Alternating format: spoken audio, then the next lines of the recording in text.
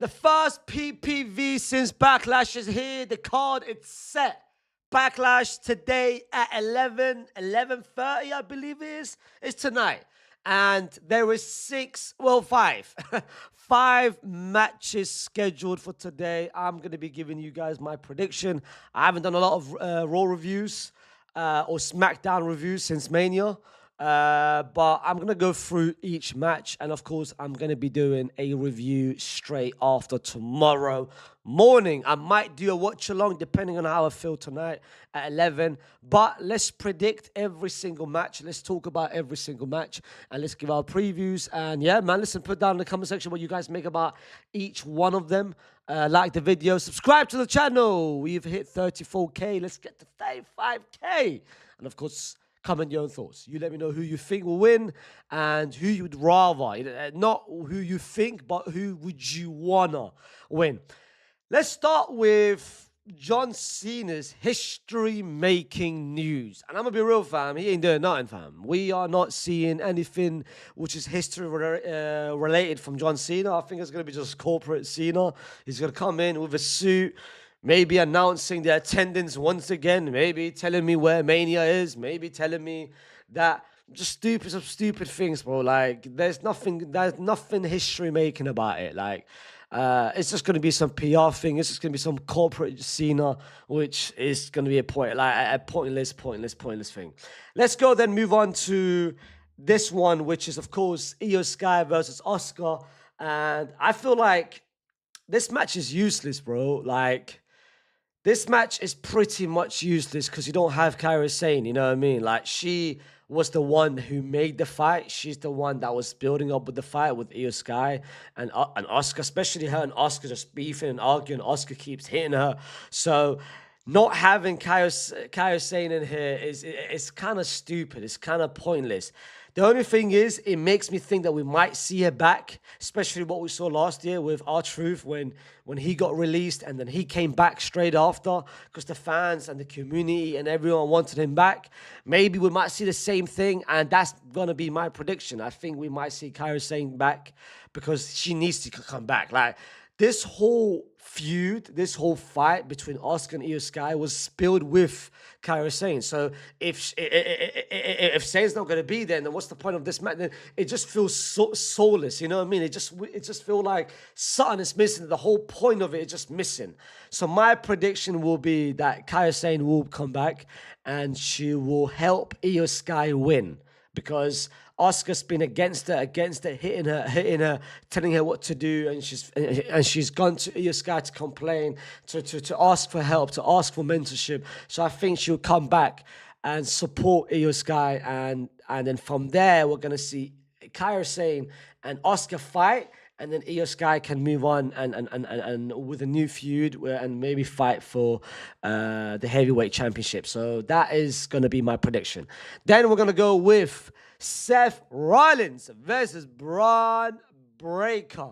Of course, this match really and truly was not supposed to happen at Backlash. It was supposed to happen at Mania, but of course, Bron Breakker was injured. So this is interesting. This is very interesting because I don't think, it's just going to be a one-off. I don't see, because we saw last Raw. I have been watching, of course, I always watch the Raws and SmackDowns, but I don't give you guys reviews. But, of course, the last Raw, we saw a moment between Roman Reigns and Seth Rollins when Seth basically said, you're in my way, fam. Move on, Ak. Yeah, move, step away. And, of course, they are going to hint it. They are going to maybe indicate it that at one point, maybe next Mania or maybe then the following Mania, we're going to see the anticipated Rollins Seth versus Roman. So this is the anticipated match that everyone's going to be waiting for. I don't think this is going to be a one-off, and then SummerSlam we're going to see something else. I do think, we're going to see a part 1, which is this. We're going to see a part 2, and we're going to potentially see a part 3. I don't see this being a one-off and that's it. I just don't see it. Literally, I don't see it.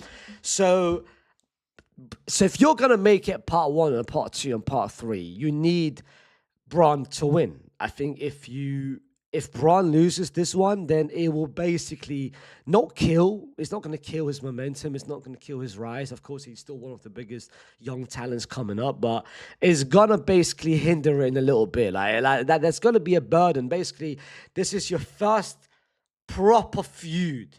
You've been given the chance. You've been given the script. You've been given everything, and then boom, you lose your first match.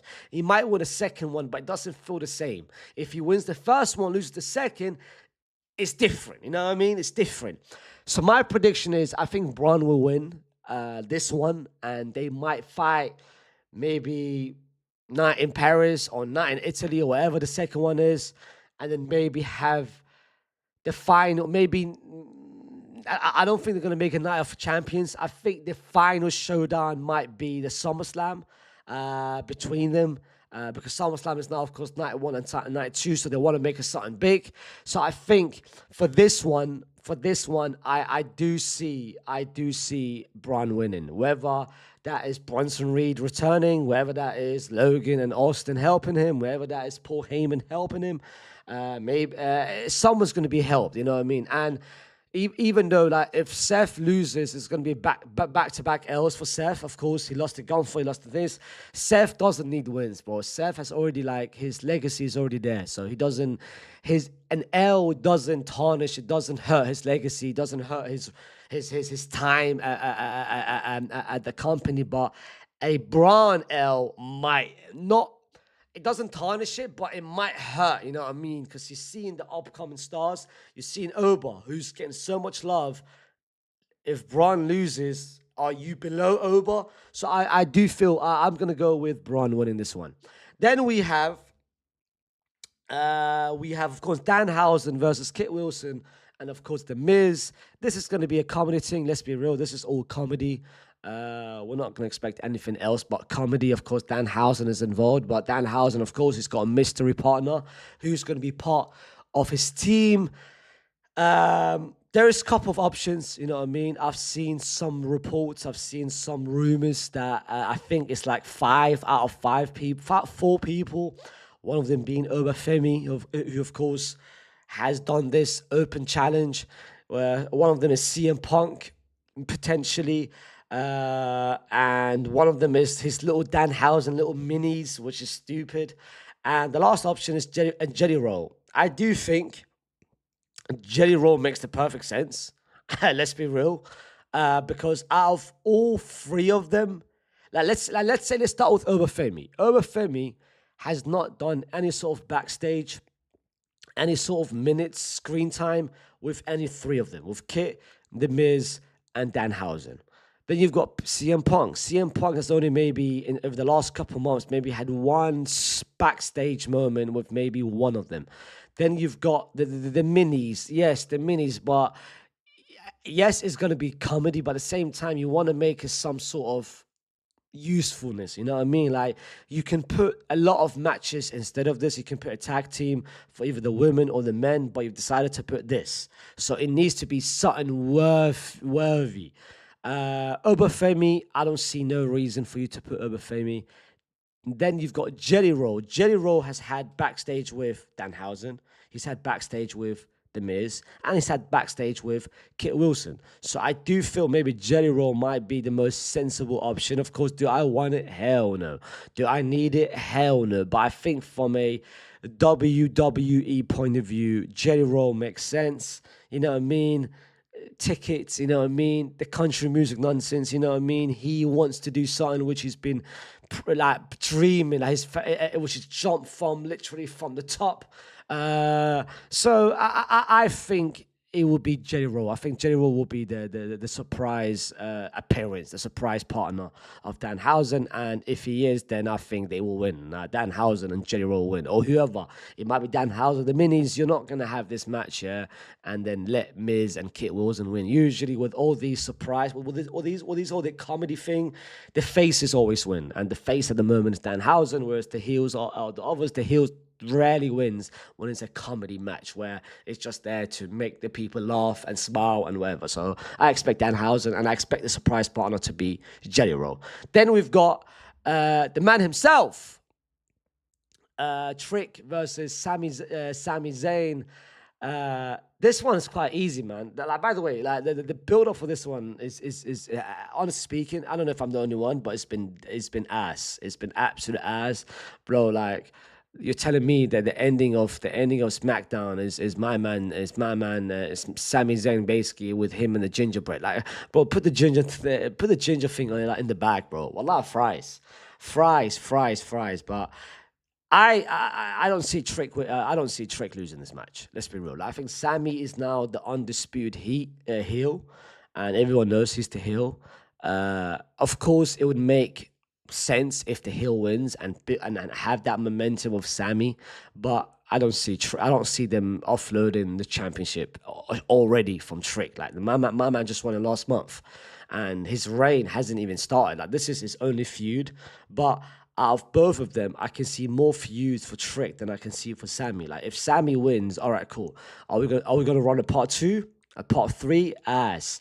If Trick wins, I can see so many with Carmelo, which is what I want. With Ilya, with so many others, bro. Like if Sami Zayn wins, like he's a heel. Then now you need a face. Who's a face? Solo, he's not a face.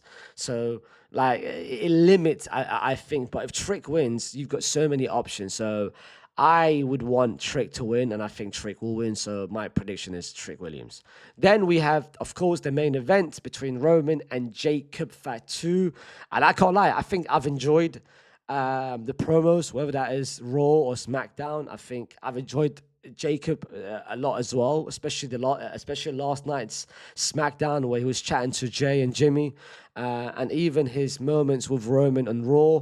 Of course, I think the last Raw was the best Raw in terms of their back and forth, the contract signing. I loved what Roman said to Jacob, basically. I'm the provider. I'm this. I'm that. Like you can't be me. This and that. That was, I think, out of all three promos, I think that was the best one. And even last night SmackDown, I think that was good as well. I think Roman's gonna win, bro. Like I don't see Roman dropping it. You know what I mean? Especially to Jacob Fatu. I've seen so many talks about Roman's schedule, whether that is in June, whether he's gonna appear or not. He will appear.